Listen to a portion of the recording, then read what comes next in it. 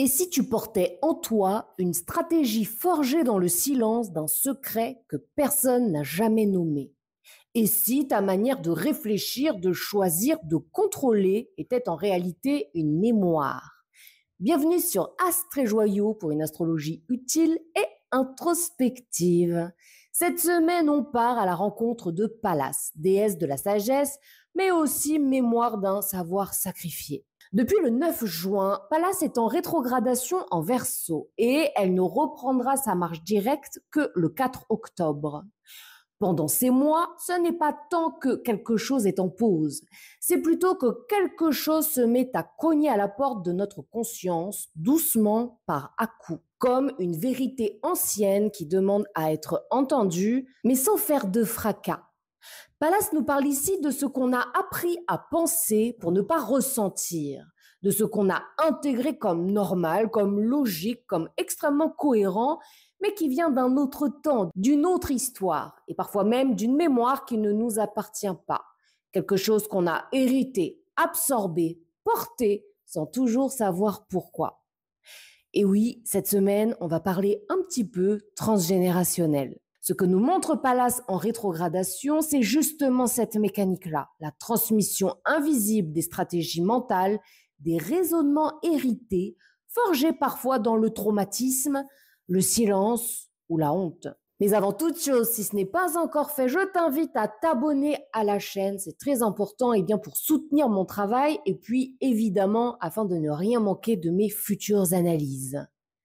Installe-toi confortablement et je t'emmène avec moi à la découverte de Pallas.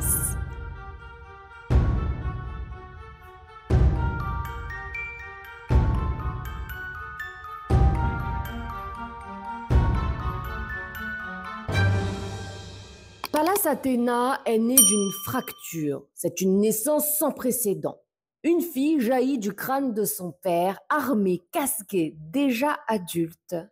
Une guerrière sans enfance, une sagesse sans racines visibles. Mais ce qu'on oublie trop souvent, c'est ce qui précède ce surgissement. Avant cette apparition spectaculaire, il y a eu une disparition, celle de Métis, sa mère, une déesse ancienne, subtile, détentrice d'une intelligence qu'on appelait rusée, fluide, insaisissable. Bien trop insaisissable, justement. Une prophétie annonçait que l'enfant de Métis serait plus puissant que son propre père. Ah oui, je n'ai pas précisé, mais évidemment que le père de Pallas Athéna, eh bien, c'est Jupiter. Alors Jupiter, parce que c'est un homme puissant, eh bien, il prit peur. Fait ce que son propre père Saturne fait avant lui. Il avale, non pas l'enfant cette fois, mais la mère. Il ingère l'origine, la racine, le féminin fécond. Métis devient alors une pensée intérieure, une voix enfermée, une présence réduite au silence. Et ce silence façonne dans l'ombre la naissance de Pallas. Pallas naît donc sans avoir connu sa mère, sans l'avoir réellement touchée, sans avoir été bercée par ses bras. Elle émerge dans le monde sans mémoire, sans transmission directe. Et pourtant, elle porte en elle toute l'intelligence de sa mère.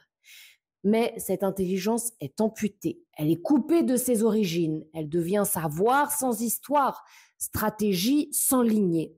Un éclat de conscience, certes, mais construit sur une cassure. Si l'on regarde ce mythe avec les yeux du transgénérationnel, on voit alors toute une chaîne ici à l'œuvre. Jupiter rejoue ce que Saturne avait fait. Et puis, Saturne avait lui-même répété ce que Uranus avait fait. Il répète le schéma, convaincu que cette fois, il contrôlera mieux le récit. Mais il ne fait qu'amplifier la blessure, la peur du féminin, la peur d'être dépassé, la peur de transmettre aussi. Et ainsi, la lignée se construit sur des silences, sur des censures, des héritages que l'on refuse de voir. Pallas incarne cette mémoire tronquée. Et en plus, comme je vous l'ai dit au tout début, Pallas est née de la tête de son père. Elle est sortie de la tête de Jupiter. Elle est brillante, elle est forte, elle est lucide. Mais tout cela s'est bâti sur une perte. Elle est l'enfant d'une rupture, d'une pensée qui n'a pas pu descendre dans le corps, d'un savoir sans chaleur, sans transmission, j'allais dire un petit peu au coin du feu avec papy qui te raconte ses histoires, quoi. Et c'est peut-être ce que cette rétrogradation de Pallas en ce moment dans notre ciel vient réveiller aujourd'hui. Ces endroits en nous où l'intelligence a remplacé la mémoire. Ces moments où l'on a dû comprendre au lieu d'être soutenu. Ces fois où l'on a appris à penser juste parce qu'il n'y avait personne pour nous raconter d'où l'on venait. Je vous affiche à l'écran le thème au moment de la rétrogradation de Pallas. Donc, cette rétro a eu lieu, a commencé le 9 juin 2025. Au moment de sa rétro, Pallas se trouve donc au 25e degré du Verseau, en maison 6. C'est une position qui évoque la stratégie dans le quotidien, le mental utile, l'intelligence qui sait organiser, gérer, rendre concret. Mais ici, cette intelligence est sur le point de faire demi-tour. Et c'est pas une pause, hein. C'est pas non plus un blocage. Il faut arrêter avec cette idée que les rétrogradations sont des espèces de blocages où on peut plus avancer. Mais si on avance, c'est juste que l'avancement se fait à l'intérieur. C'est un travail introspectif qui s'amorce. Donc ici, c'est une remise en question de notre manière de penser, de structurer notre monde, de faire des choses de manière logique. Mais justement, qu'est-ce qui paraît logique ici? Qu'est-ce qui nous semble aller de soi? Ce sont souvent des schémas hérités, des fonctionnements très anciens, profondément ancrés dans le corps ou dans l'environnement familial quotidien, qui passent quelque part pour du bon sens, alors qu'en réalité, il n'y a pas forcément de bon sens ici, il y a plutôt une transmission de sens. Le carré à la lune en scorpion placé en maison 4 montre bien cela. C'est une mémoire émotionnelle enfouie, silencieuse, mais active. La loyauté familiale inconsciente agit dans l'ombre. On pense pour éviter le conflit, pour se protéger d'une douleur ancienne, ou même pour éviter de reproduire ce qu'on a soi-même subi. Ce que je veux dire, c'est que l'enfer est réellement pavé de bonnes intentions. Je prends un exemple, vraiment. Tu as subi des lourdes maltraitances de la part de ta mère lorsque tu étais enfant et tu t'es juré que le jour où toi, tu deviendrais parent, eh bien, tu seras ce parent qui transmettra énormément d'amour à son enfant. Et le moment venu, c'est ce que tu as fait. Sauf que, eh bien, tu as noyé cet enfant sous un amour qui, peut-être, a eu d'autres types de conséquences non négligeables. Un enfant noyé d'amour est parfois un enfant qui n'ose pas couper le cordon, qui ne fait pas sa vie, qui ne sait rien faire sans maman ou papa. Peut-être, du coup, un enfant aussi qui reste coincé dans cette posture d'enfant et qui ne devient jamais le parent qui engendre lui-même, du coup, une suite dans la lignée familiale. C'est juste un exemple.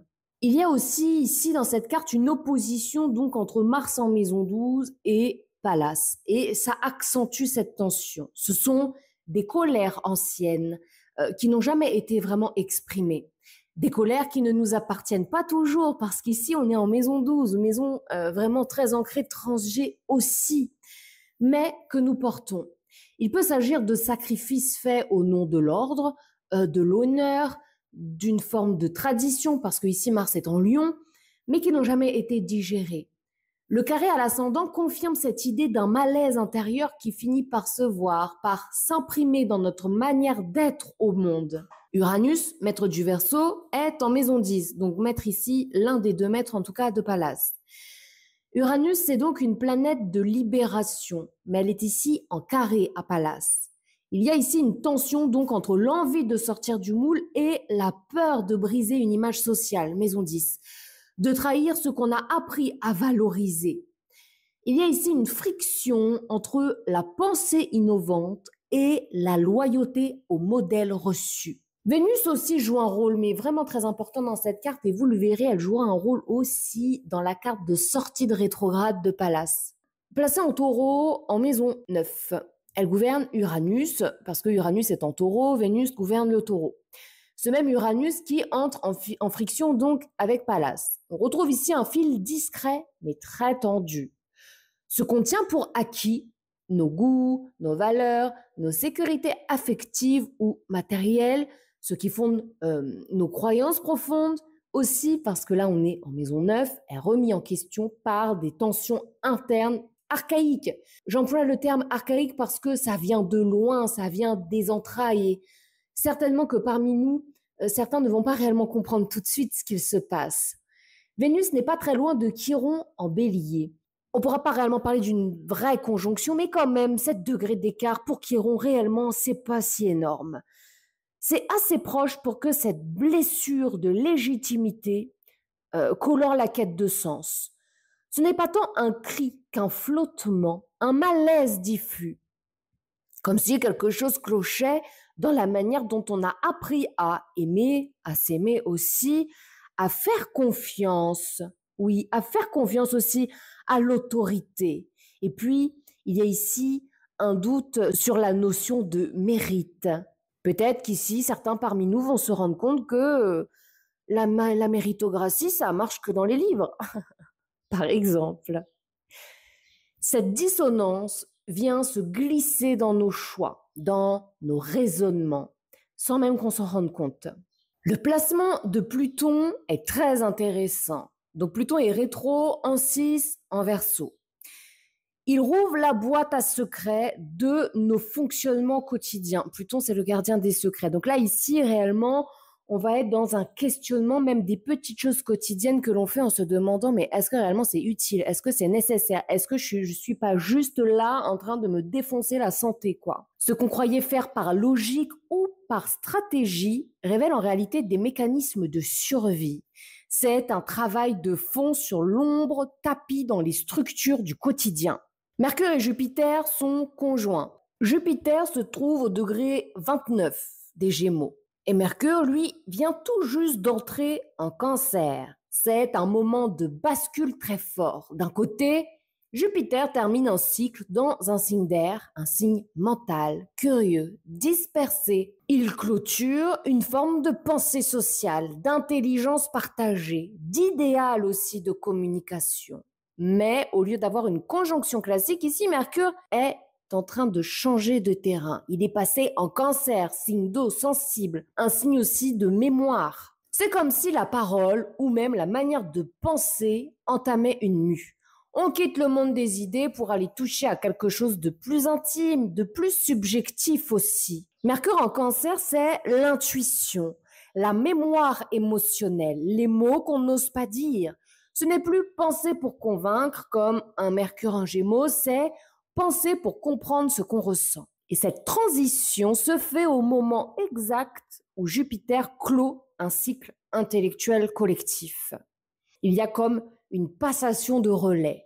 L'intelligence expansive de Jupiter s'efface doucement pendant que Mercure commence à murmurer tout autre chose ici, quelque chose de plus doux, mais surtout d'éminemment profond. Enfin, Métis, donc la mère de Pallas, qui est en astrologie un astéroïde, est située au 12e degré du Scorpion en maison 3. Elle est proche du fond du ciel et en conjonction avec Junon. C'est très parlant. Métis, c'est l'intelligence originelle, c'est le savoir intuitif. Et parce qu'elle a été avalée par Jupiter, en termes de symbolique, Métis, c'est aussi notre petite voix intérieure. C'est Métis. Donc, elle est là, mais tuée symboliquement par le père. Ce savoir profond est tu ou refoulé. Il agit pourtant en filigrane comme une mémoire fantôme dans la façon dont on pense, dont on parle, et aussi donc de comment on organise notre quotidien. On croit agir avec stratégie, mais en réalité, on reproduit. On pense pour se protéger d'un danger qui n'est plus là ou qui ne nous a jamais appartenu réellement, qui n'a jamais été là pour nous.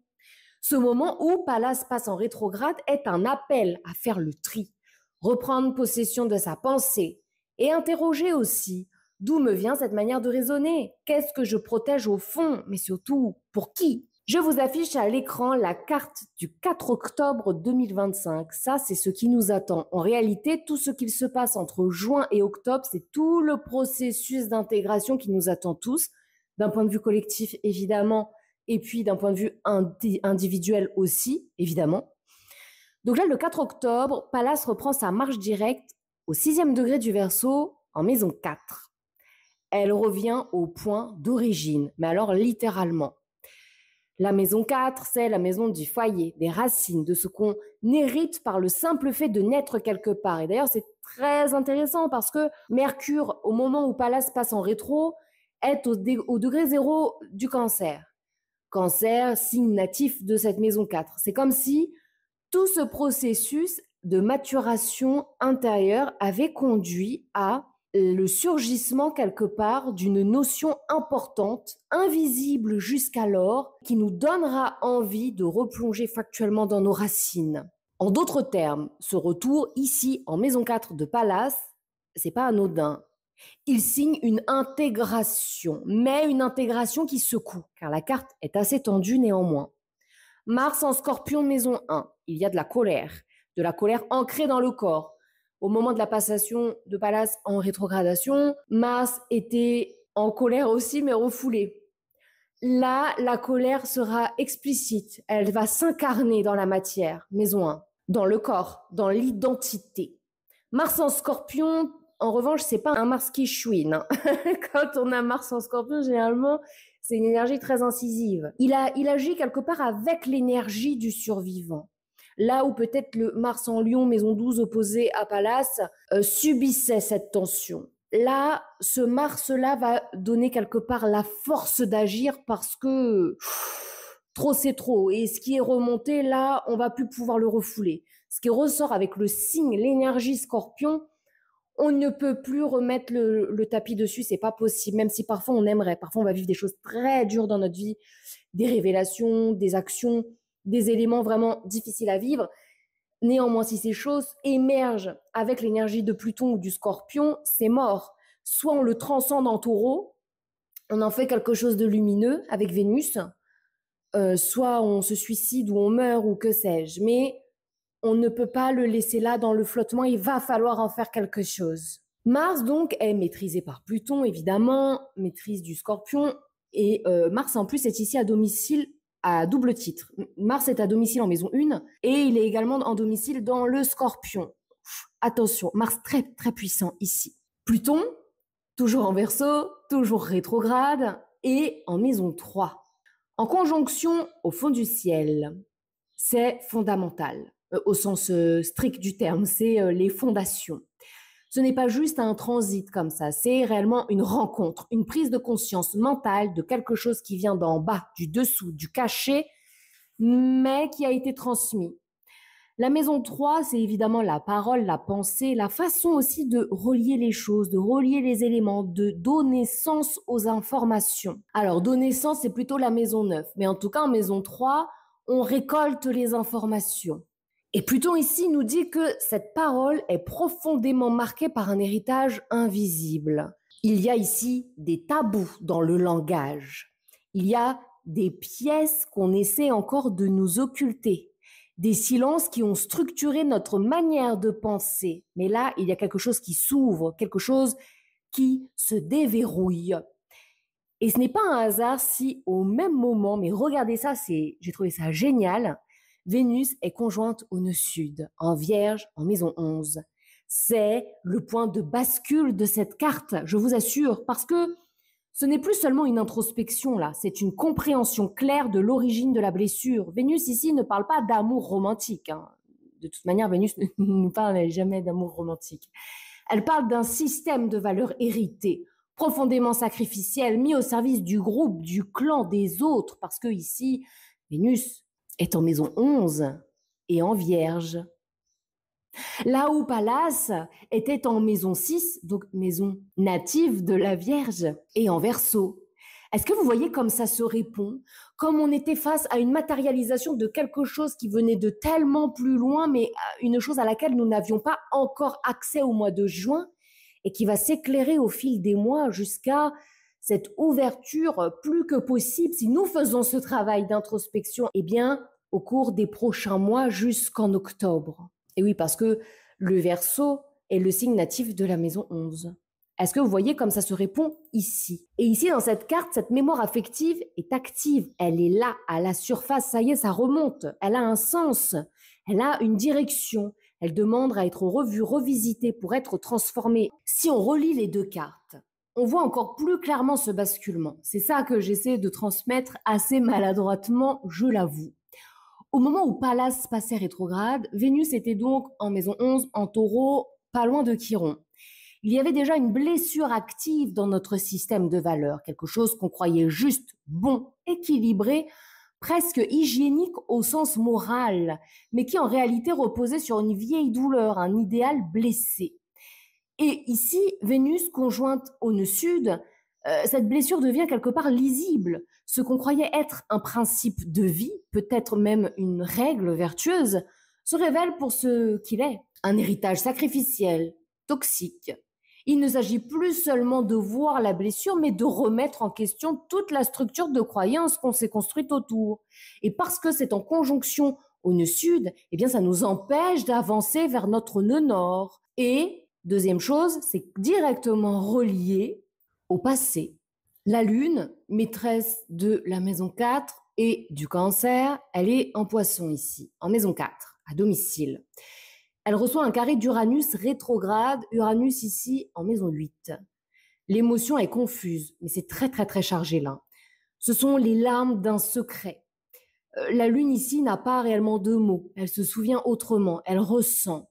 Et face à Uranus, elle explose en tension intérieure, comme quelque chose qui est resté beaucoup trop longtemps enfermé et qui va ressortir certainement, ça me parle de larmes ici. La Lune en Poisson à cet endroit, en carré à Uranus. Cette carte ne nous parle pas d'un retour à la paix, c'est pas ça. Elle parle plutôt d'un retour à l'origine, mais avec une conscience nouvelle. La colère n'est plus aveugle, la parole n'est plus coupée. Le cœur connaît enfin la source de sa douleur. Ou, sans parler de douleur, parce que dans la maison 6, souvent, on ne se rend même pas compte qu'on souffre à cet endroit. Je parle de la maison 6 parce que Pallas a entamé sa rétrogradation au sein de cette maison. Mais plutôt de quelque chose qui te pourrit ta vie au quotidien sans même que tu en aies conscience. Et c'est exactement là que réside la force de ce moment. Pallas retrouve ici ses racines, pas pour s'y enchaîner, mais pour libérer la pensée de ce qu'elle reproduisait inconsciemment. C'est quelque part la fin d'un cycle. C'est le début d'une pensée ancrée, alignée, connectée à ce qui précède, sans en être prisonnière. Quand on sait d'où l'on vient, on sait où on va. C'est comme si Pallas apprenait enfin que son père avait assassiné sa mère parce qu'il l'a quand même mangée, quoi. Alors, qu'est-ce qu'on peut dire en conclusion de tout cela? Donc, cette rétrogradation de Pallas, c'est pas un arrêt, comme je vous l'ai dit plus haut. Il faut arrêter avec cette idée un peu absurde que lorsque un astre passe en rétrogradation, tout s'arrête. Mais pas du tout. Tout continue à avancer, mais à l'intérieur, en mode introspection. Il s'agit ici d'une immersion, une traversée du mental, de la mémoire, des silences aussi, vraiment.